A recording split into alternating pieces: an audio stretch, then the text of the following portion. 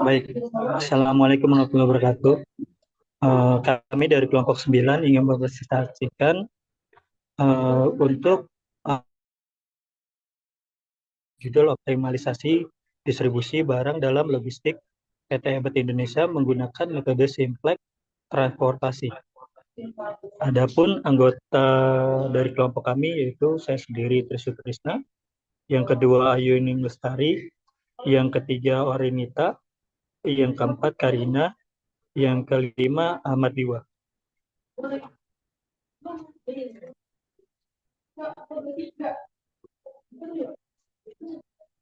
Selanjutnya akan dibawakan oleh Saudara Nita. Pendahuluan. PT Bot Indonesia menghadapi tantangan dalam distribusi produknya ke berbagai daerah di Indonesia, terutama terkait biaya transportasi tinggi dan penentuan rute pengiriman terbaik. Untuk mengatasi masalah ini, perusahaan dapat menerapkan metode simplex transport untuk menentukan rute pengiriman paling hemat biaya sambil memenuhi permintaan di setiap lokasi. Penerapan metode ini diharapkan dapat mengoptimalkan pendistribusian barang, mengurangi biaya, dan meningkatkan efisiensi operasional, yang pada gilirannya akan meningkatkan kepuasan pelanggan dan memberikan kesempatan bagi perusahaan untuk mengalokasikan dana untuk kebutuhan lain, seperti pengembangan produk atau perluasan distribusi.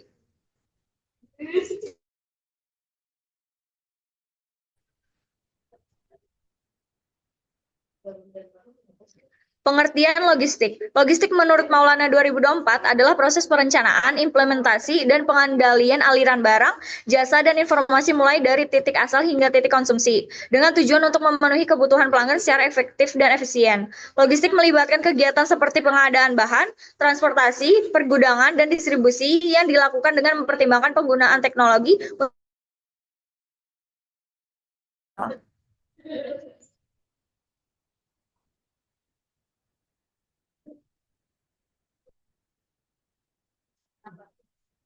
Selanjutnya, tujuan logistik. 1. Memastikan barang sampai tepat waktu kepada konsumen atau pengguna akhir dalam kondisi baik. Kedua, meningkatkan efisiensi operasional dengan mengoptimalkan sumber daya yang ada seperti transportasi dan pergudangan. Ketiga, mengurangi biaya distribusi tanpa mengurangi kualitas kepuasan pelanggan dengan memastikan ketersediaan barang yang tepat sesuai permintaan. Slide selanjutnya akan dibawakan rekan saya, Karina.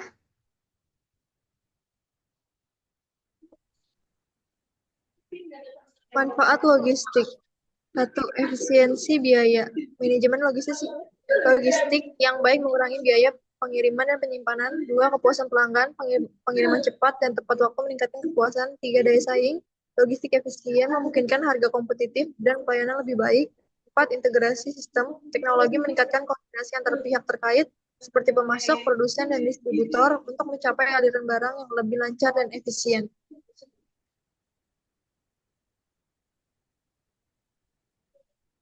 Selanjutnya,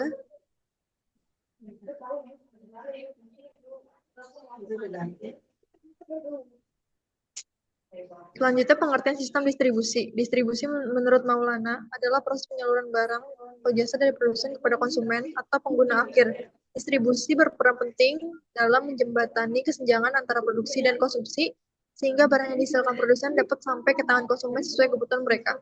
Sedangkan sistem distribusi menurut Maulana adalah suatu rangkaian aktivitas terorganisir yang mengatur aliran barang, jasa, dan informasi mulai dari produsen hingga ke konsumen akhir. Sistem ini melibatkan berbagai elemen seperti pengadaan, penyimpanan, transportasi, serta manajemen informasi untuk memastikan distribusi berjalan efektif, efisien, dan optimal.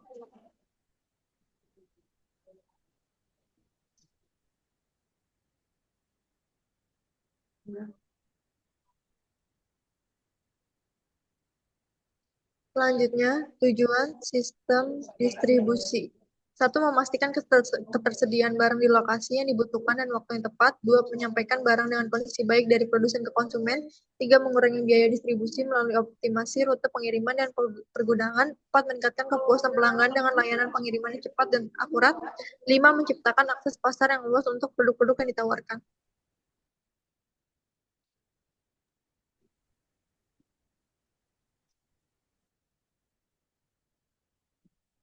Manfaat sistem distribusi. Pertama, efisiensi biaya, mengurangi biaya transportasi dan penyimpanan. Kedua, kepuasan pelanggan, barang tepat waktu, baik dan sesuai permintaan. Ketiga, penyebaran produk, membuka akses pasar lebih luas. Keempat, optimalisasi sumber daya, mengelola armada dan gudang secara efisien. Kelima, respon cepat, menanggapi perubahan permintaan dengan cepat.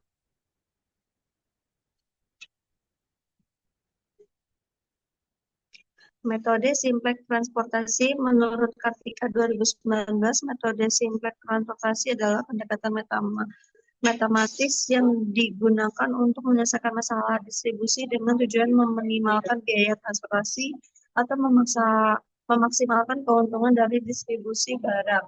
Metode ini menggunakan modal transportasi untuk mengalokasikan sumber daya dan beberapa titik asal ke berbagai titik tujuan dengan efisien melalui penyelesaian tabel transportasi dalam bentuk matriks.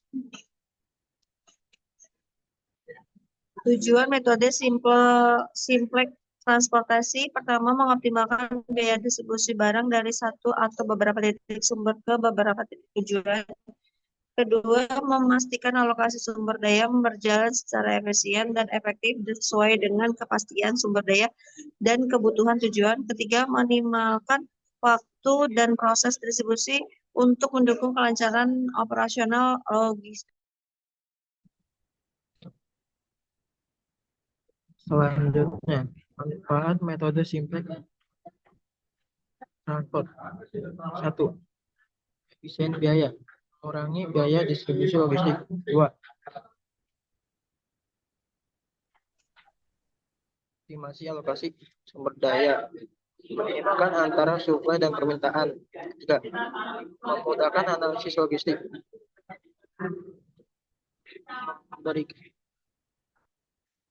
memberikan solusi sistematik yang mudah dianalisis. 4.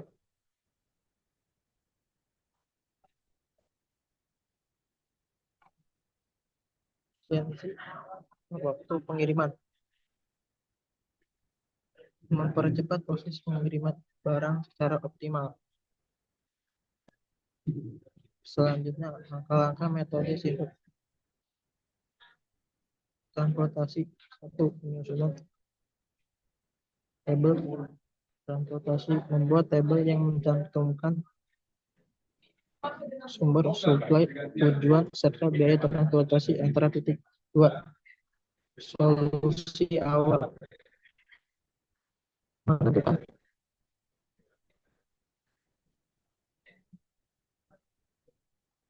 menentukan alokasi awal dengan metode seperti Northwest Corner, biaya terkecil,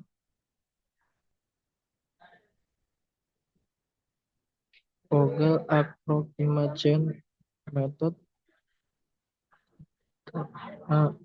Russell Approximation Method, RAM. Ketiga, pengujian optimalitas, menguji solusi awal menggunakan metode seperti MODI atau stepping stone. 4. Revisi alokasi. Jika solusi belum optimal, lakukan perbaikan alokasi hingga mencapai solusi optimal.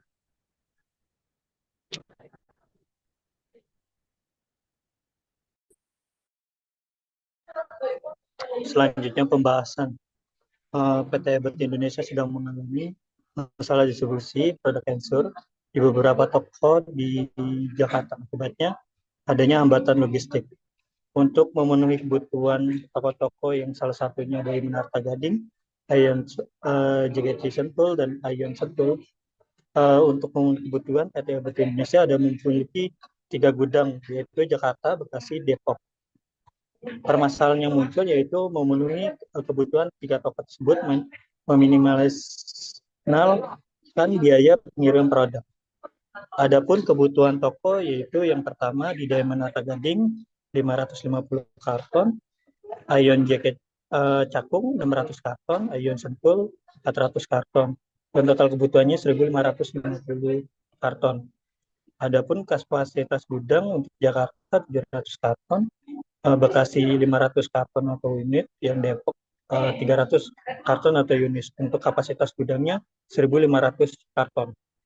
Untuk di tabel terlampir biaya pengiriman per karton yaitu Jakarta untuk Diamond Arta Gading 200, Ayun Cakung 220, Ayun Sentul 240, Bekasi 250, Ayun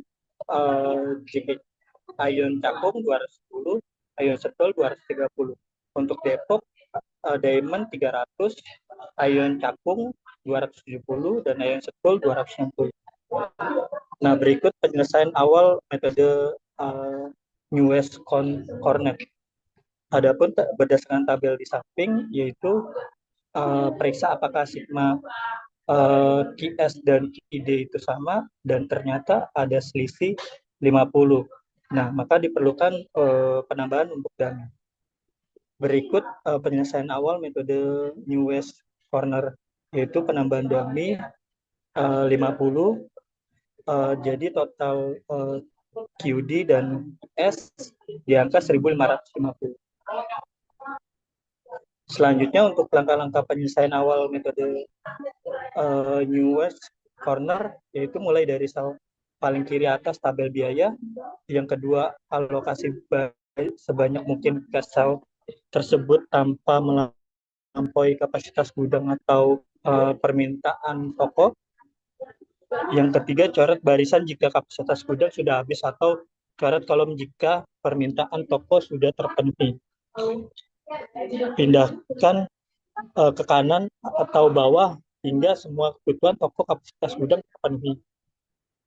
Dan berikut langkah-langkahnya. Yang pertama itu dengan mengisi 550, 150, 450, dan dari hasil tabel di samping, yaitu total biaya pengiriman di angka 327.000 atau 327 juta rupiah. Langkah-langkah penyelesaian optimalisasi metode MODI, yaitu yang pertama tentukan solusi awal menggunakan metode Newegg atau less cost cornet. Kita sudah memperoleh dari penjelasan sebelumnya menggunakan metode Northwest Corner di atas. Yang kedua, tentukan nilai UI atau baris dan FJ atau kolom jika akan dihitung menggunakan persamaan berikut.